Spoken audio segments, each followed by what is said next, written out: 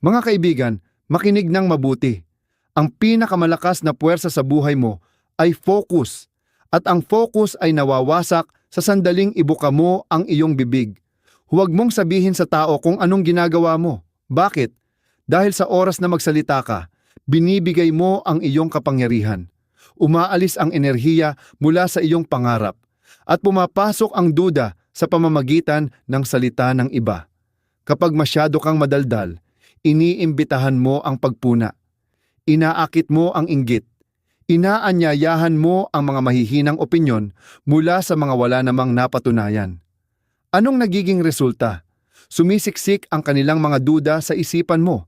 Nilalason ang iyong paniniwala. Ganito namamatay ang mga pangarap, hindi dahil sa palpak kundi sa paglalantad. Ang mga tunay na tagapagpatayo, tahimik lang. Ang pinakamataas na puno, tahimik lumalago. Ang pinakamalalakas na ilog, tahimik humuhukay ng bundok. Ang mga layunin mo ay parang mga buto, at bawat buto ay sa dilim muna tumutubo.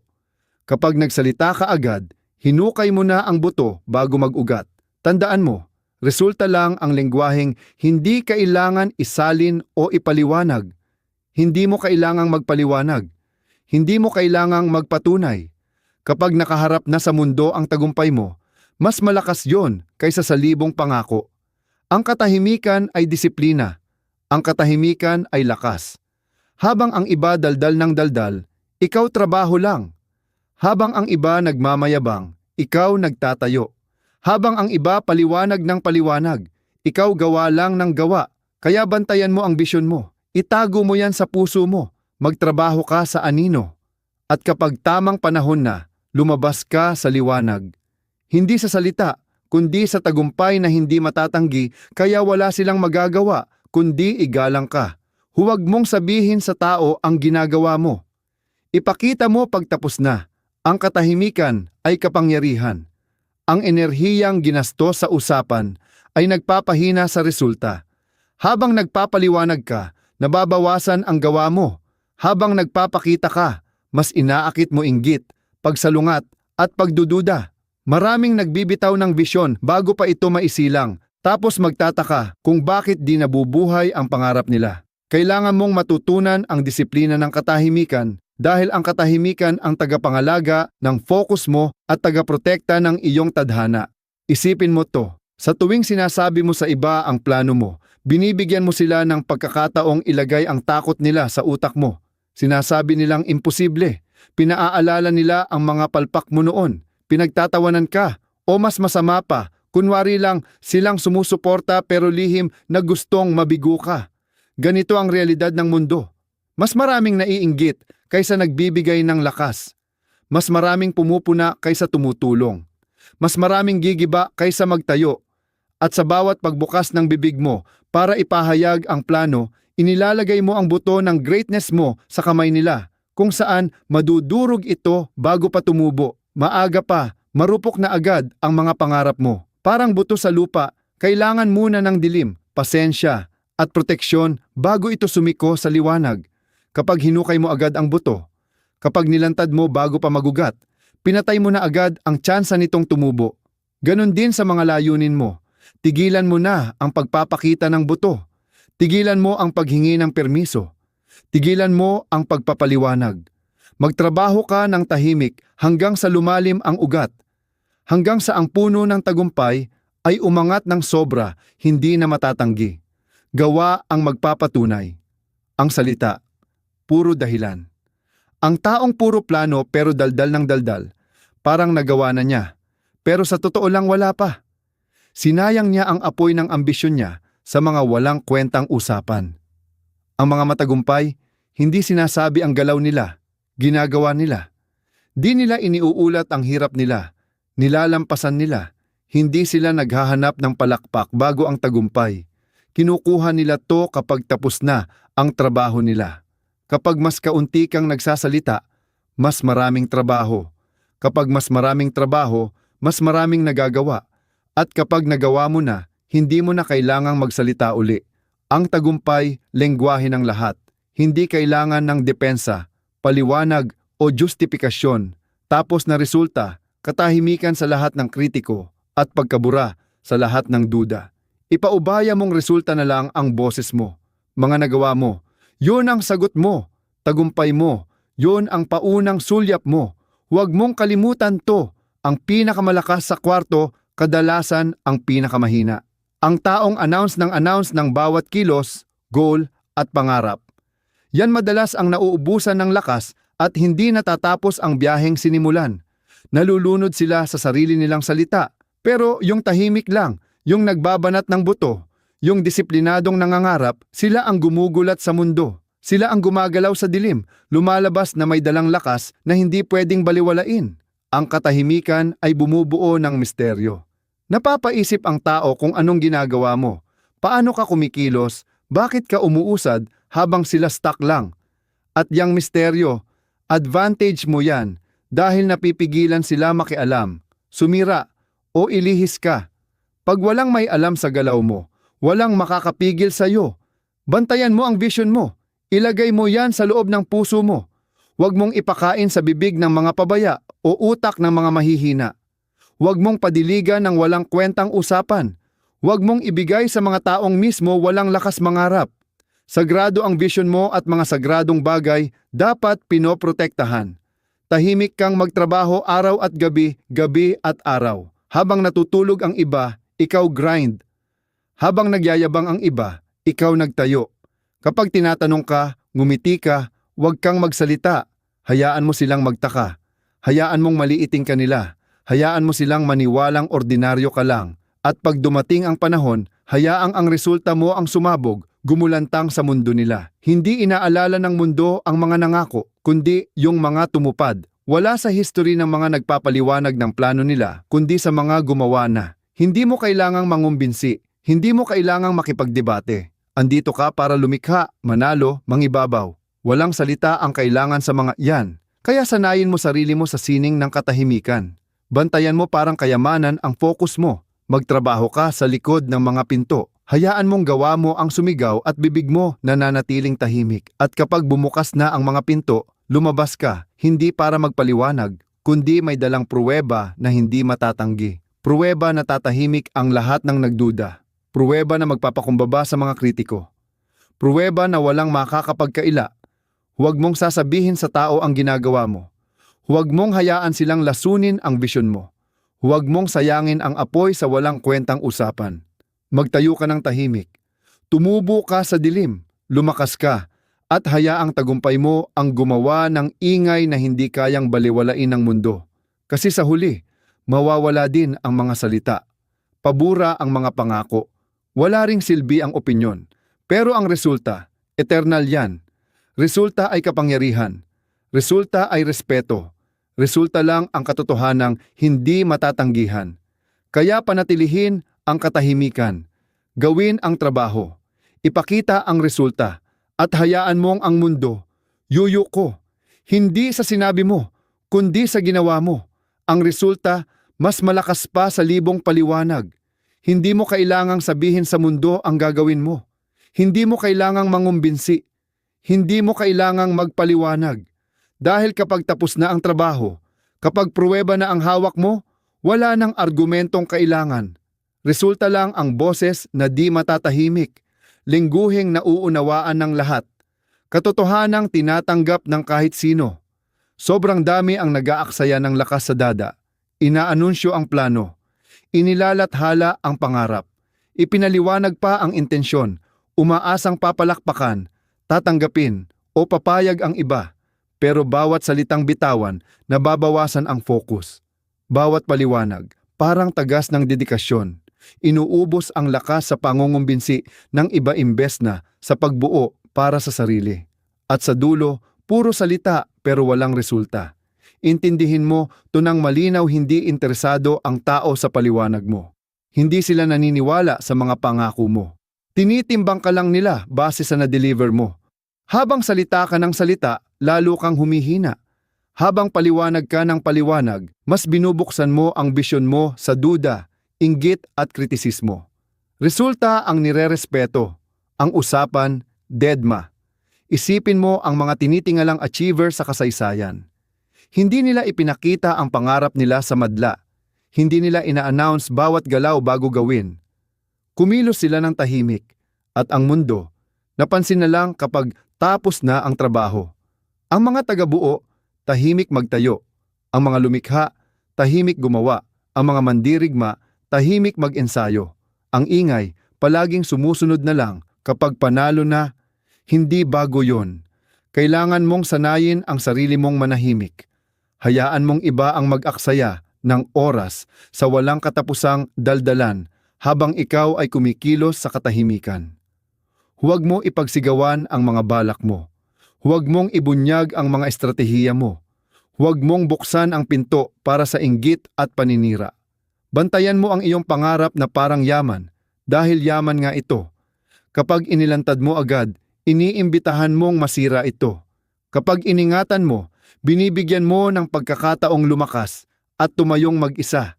Kapag tahimik kang humahabol sa mga layunin mo, malinis ang focus mo.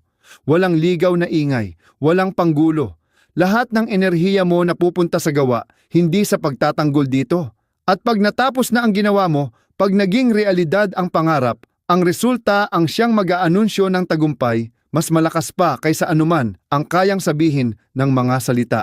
Alam mo ba kung bakit gustong-gusto ng mga tao na ipagkalat ang mga plano nila?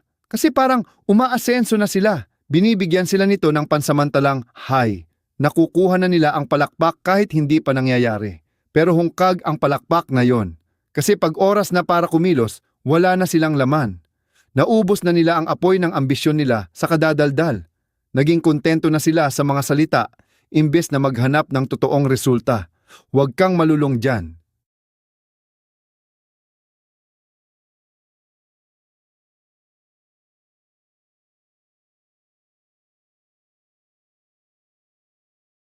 Kailangan ng lakas ang manahimik. Kailangan ito ng tiyaga. Kailangan ng disiplina. Kailangan ng tapang pigilan ang sarili magsalita.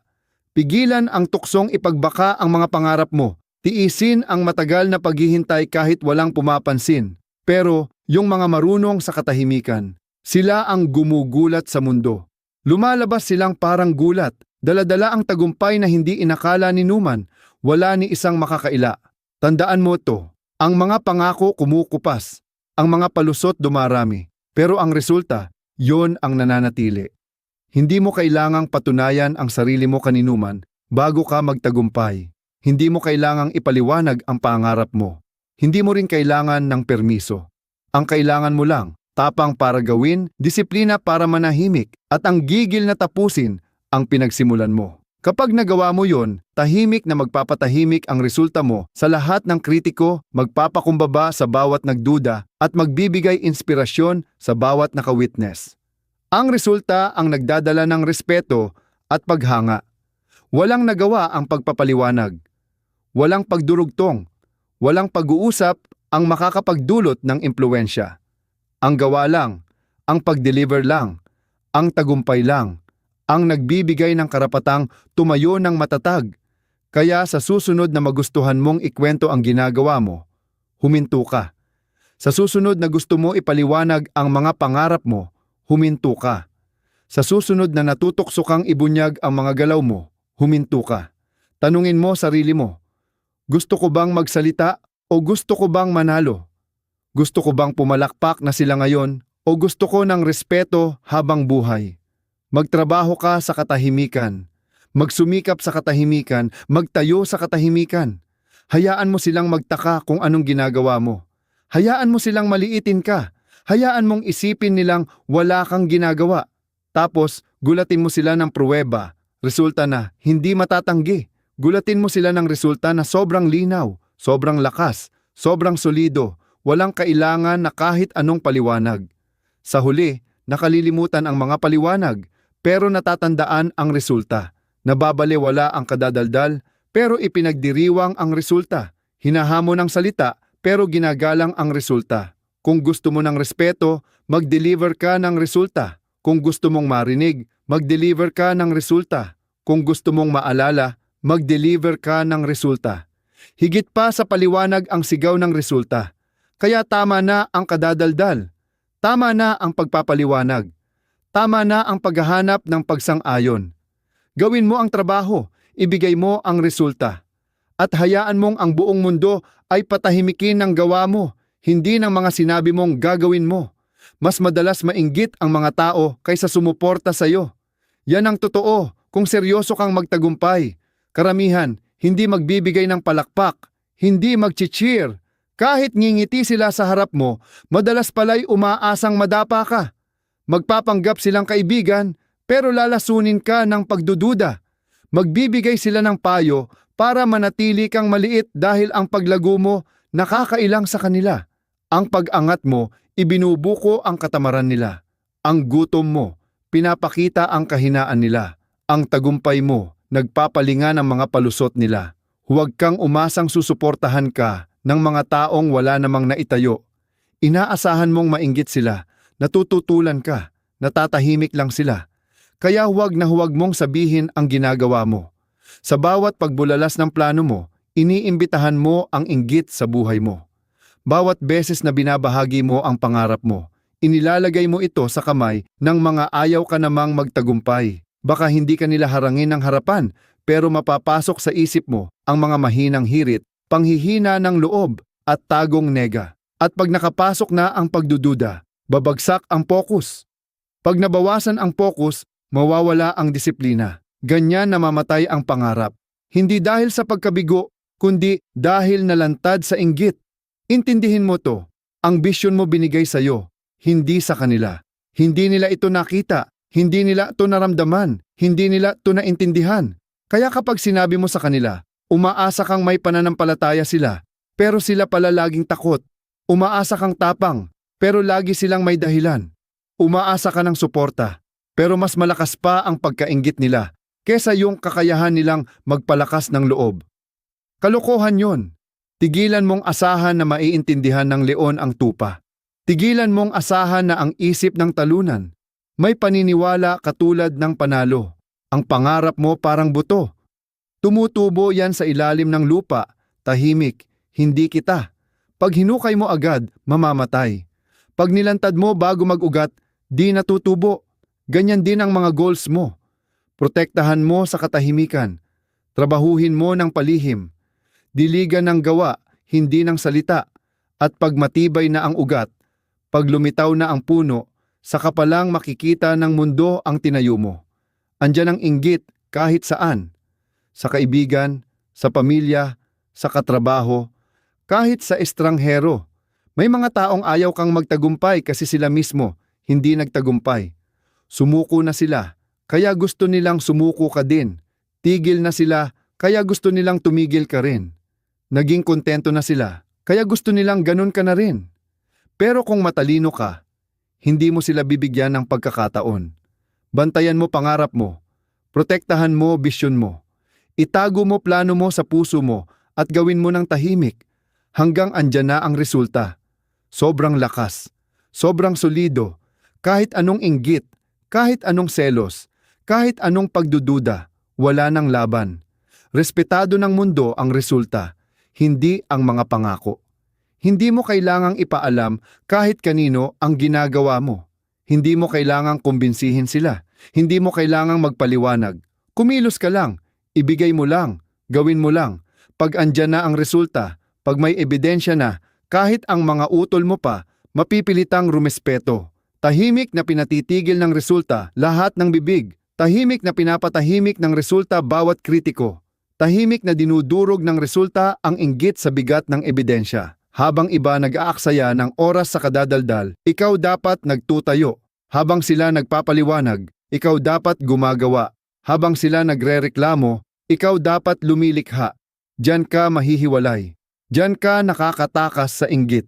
Hindi sa pagpapaliwanag, hindi sa pangungumbinse, kundi sa pagtanggap ng resulta na hindi nila kayang itanggi. Oo, mas malakas ang inggit kaysa suporta ng tao. Pero gamitin mo yon, gawin mong gasolina. Paalala na malakas ang katahimikan. Paalala kung bakit dapat di matitinag ang focus mo. Paalala kung bakit dapat lahat ay execution, wala nang iba. Kasi din, yung mga taong mainggit ngayon, magpapanggap na sumusuporta sila pag di na matanggi yung tagumpay mo. Yung mga bumubulong ng pagdududa ngayon, sila rin magsasabing, ganyan talaga yan, alam kong kaya niya. Sa dulo, Huwag mong sayangin ang oras mo sa pagpapatunay gamit ang salita. Patunayan mo gamit ang resulta. Huwag mong hanapin ang palakpak. Huwag mong hanapin ang pagpapatunay. Huwag mong hanapin ang encouragement. Hanapin mo lang progress. Hanapin mo lang paglago. Hanapin mo lang resulta. Kasi resulta, mas malakas sa inggit. Resulta, mas malakas pa sa selos. Resulta, kahit ang mga ayaw sa'yo, napaparespeto. Kaya manahimik, mag-focus, magsumikap. Protektahan mo ang pangarap mo sa mga matang mainggitin. Hayaan mong magtaka sila sa ginagawa mo. Hayaan mong maliitin ka nila. Hayaan nilang isipin nilang wala ka nang ginagawa. Pag dumating ang araw, lumabas ka na may resultang talagang hindi matatanggi. Pagiging tagumpay na pumuputok sa lakas. Hindi na kayang banggain ng inggit, selos, o anumang duda. Humarap ka na may pruweba na hanggang inggit lang ang inggit nila. Sa dulo, hindi naaalala ng tao ang sinabi mong gagawin mo. Naalala lang nila yung ginawa mo talaga. Ang salita, nagdadala ng duda, kritisismo, at distraction. Pag binuksan mo na bibig mo tungkol sa mga plano mo, iniimbitahan mo lahat ng opinyon ng mga di naman nakakaintindi ng pangarap mo o may obligasyong gampanan ito. Akala mo makakahanap ka ng suporta, pero ang totoo, unti-unti mong nilalagas ang lakas mo. Bawat salitang inire-release mo tungkol sa balak mo, bawat planong binabaybay mo na ilalaan mo na sana sa gawa, nasasayang. Bawat pagkakataong ibinubunyag mo ang next step mo, nag-aanyaya ka ng hadlang. Pinapalambot ng salita ang pangarap. Sinisigurado ito ng katahimikan. Pag nagpapaliwanag ka, binibigyan mo ng tsansa ang mundo na husgahan ka bago mo pa man makuha ang resulta. Kukwestiyonin nila yung ideya mo, hindi dahil imposible, kundi dahil hindi nila nakikita ang nakikita mo. Dadagdagan ka nila ng duda, hindi dahil matalino sila, kundi dahil limitado sila. Mapapatagal ka nila sa debate, sa opinyon, sa negativity. At pag natapos ka sa pagtatanggol sa sarili mo, nawala na ang lakas at sa gawa dapat ito naubos. Hindi sa pangangatwiran, kaya maraming hindi natatapos ang sinimulan nila. Nauubos sa kadadaldal, hindi sa pagtayo. Ang kadadaldal, umaakit ng mga kritiko. Laging handa ang mga kritiko. Wala silang inaasahang mawala, walang isinugal, walang napala, pero sila pa rin ang pinakamaingay. Parang alam nila ang hinaharap kapag magsalita sila. Pero ang sarili nilang buhay, ang patunay na hindi nila alam. Kapag pinapasok mo ang boses nila sa isip mo, lalason nila ang paniniwala mo. Papagdududahin ka nila sa mga bagay na dati ka namang sigurado. Ang dating tigas ng paninindigan mo, gagawin nilang pag-aalinlangan. At ang pag-aalinlangan ay pumapatay ng momentum. Ang pagsasalita rin, umaakit ng inggit. May mga tao na ayaw kang manalo dahil ang tagumpay mo ay paalala ng sariling pagsuko nila. Ngumingiti lang sila pero lihim na umaasa na mabigo ka. Tumutungo sila habang palihim kang pinagdududahan. Nagpapanggap silang supportive pero binabackstab ka sa likod. Kailangan mong maintindihan ang katotohanan ito. Hindi lahat ng nasa paligid mo ay kakampi mo. Marami dyan. Pinapanood ka lang para makita kang madapa. Kaya ang katahimikan ay hindi kahinaan. Protekasyon ito.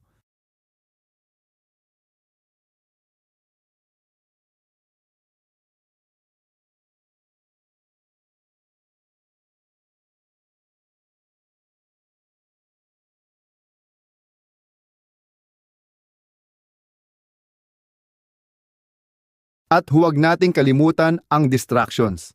Habang pinag-uusapan mo ang pangarap mo, lalo mong tinatanggalan ng gana ang sarili mo.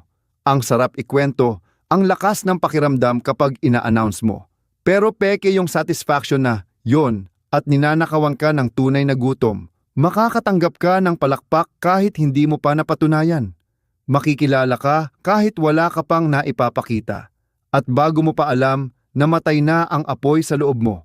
Ang daldal ay magnanakaw ng disiplina.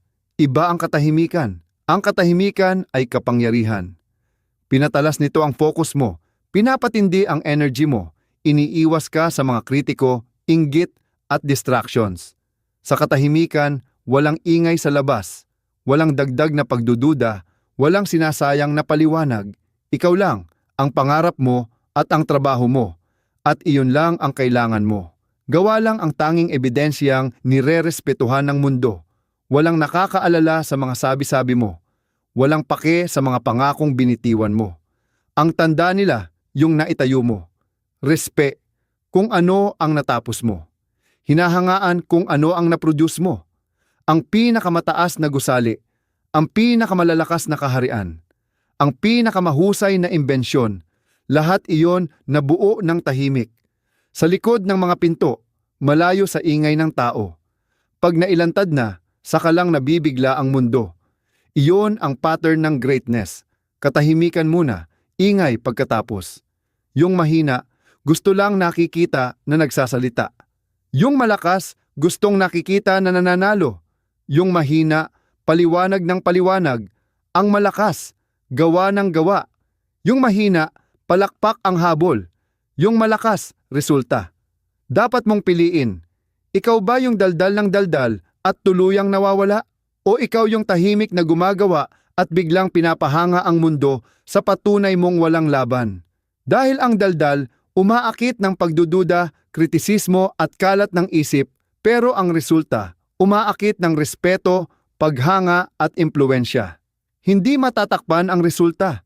Ang resulta, nagpapatahimik sa mga kritiko, nagpapaliit sa mga naiinggit, winawalis ang pagdududa. Kapag nag-deliver ka, wala nang gustong ng paliwanag. Pag may na-produce ka, wala nang pake sa daldal mo. Kita na ang ebidensya. Iyon ang nag-iisang lengwahe ng mundo. Kaya bantayan mo ang pangarap mo. Ilak mo ito sa puso mo. Protektahan mo sa mga walang kwentang salita at mahihinang kaisipan. Gumawa ka ng tahimik araw-araw, gabi-gabi. Hayaan mo magtaka ang iba sa ginagawa mo. Hayaan mo silang isipin na hindi ka gumagalaw. Hayaan mong maliitin ka nila. Pag dumating ang tamang oras, ipakita mo ang gawa mo. Ipabigla mo sa mundo ang bunga ng katahimikan. Habang abala sila sa daldal, gumagawa ka.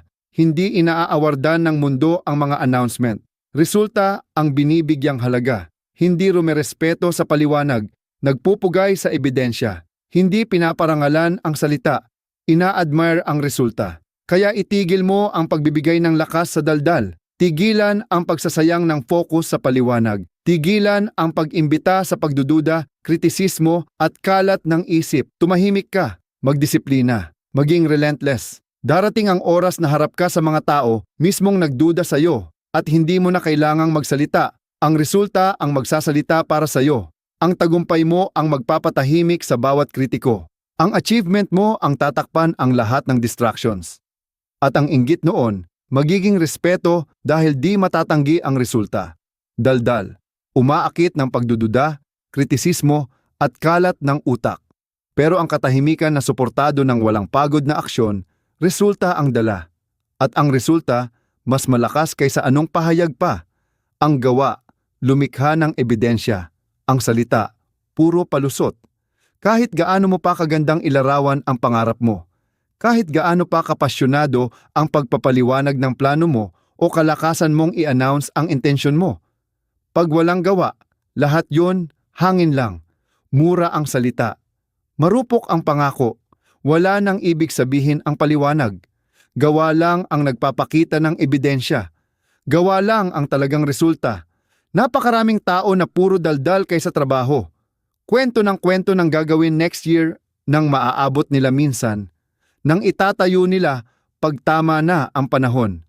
Pero ang someday na yan, hindi dumarating. Bakit?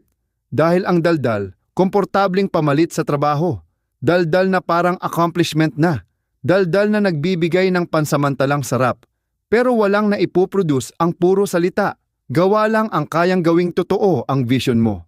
Tuwing pipiliin mo ang salita kaysa aksyon, pinapalambot mo lang ang sarili mo.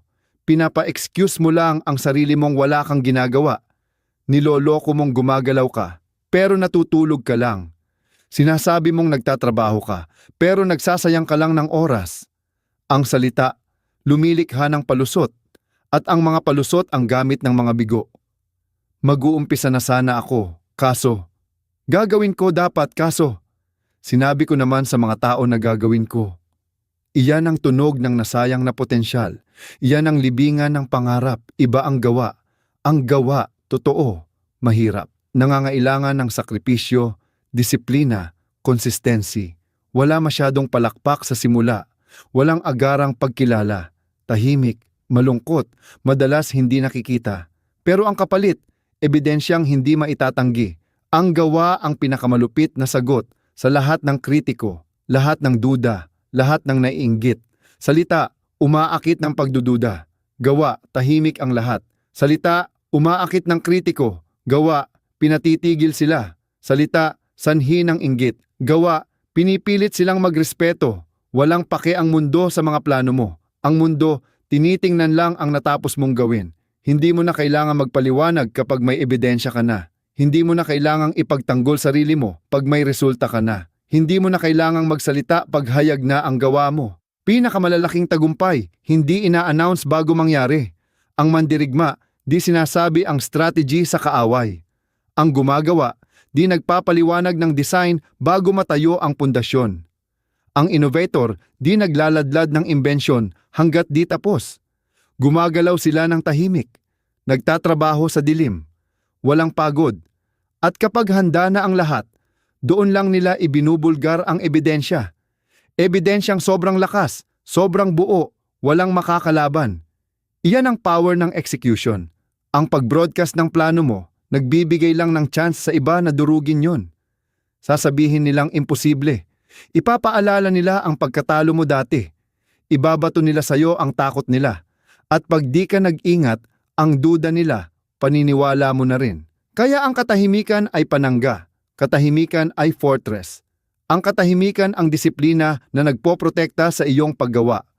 Tigilan mo na ang pagsasabi sa mga tao kung ano ang balak mong gawin. Tigilan mo ang pagpapaliwanag ng sarili mo. Tigilan mo ang paghahanap ng approval. Ipunin mo ang enerhiya mo sa gawa, hindi sa salita. Magtayo ka ng tahimik. Magpursigi ka ng walang humpay. Gumawa ka araw-araw. At kapag tapos na ang trabaho, hayaang ang ebidensya ng gawa mo ang magsalita para sa iyo. Ang ebidensya ay universal. Ang ebidensya ay hindi mapapasinungalingan.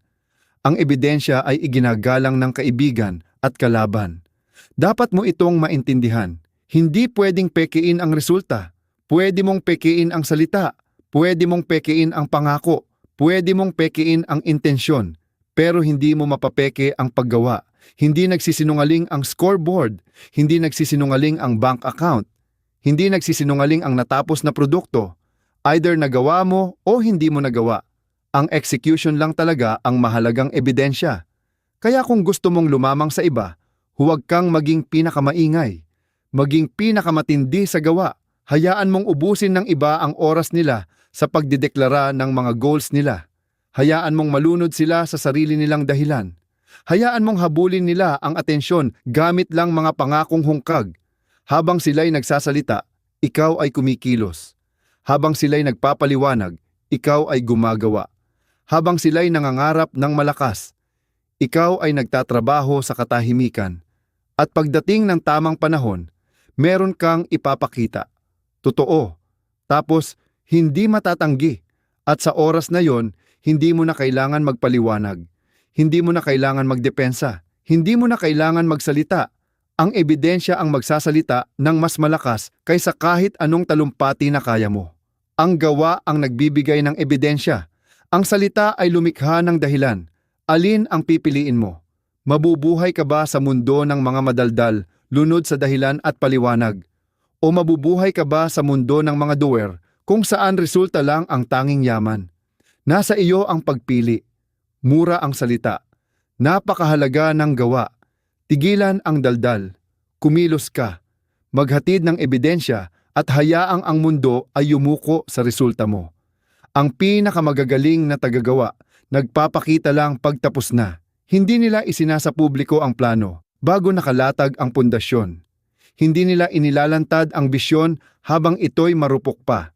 Nagtatayo sila sa katahimikan, sa dilim, malayo sa ingay ng opinyon at bigat ng duda. Protektado nila ang gawa hanggat hindi pa ito sapat na matibay para tumayo mag-isa. At pag tumayo na ang struktura, pag naging realidad na ang bisyon, mapipilitan ang mundo na ito'y makita, hindi matatanggi, buo at matatag. Dapat mong maintindihan ito. Yung mga ideya mo, mga pangarap at mga layunin, marupok yan sa simula. Binhi pa lang. Hindi mabubuhay ang binhi kung agad itong hinuhukay. Kailangan nito ng katahimikan, proteksyon, at oras para ukol. Pero sobrang dami ang sumasabot